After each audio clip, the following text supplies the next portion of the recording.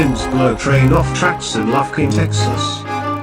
The Lufkin, Texas Police Department shared a photo on its Facebook page Sunday morning after winds blew a train off the tracks as it crossed a highway. An update says it will take at least 48 hours to upright the 64 rail cars.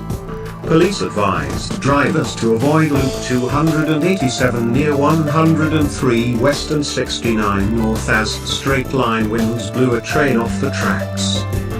The highway is shut down.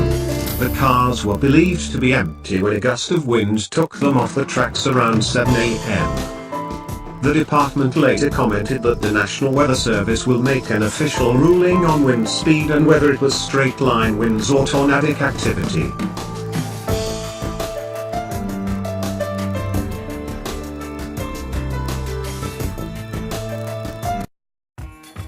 Thank you for watching. Please subscribe to us on YouTube, Facebook and Twitter. You can visit us on www.therealthingmeme.webs.com.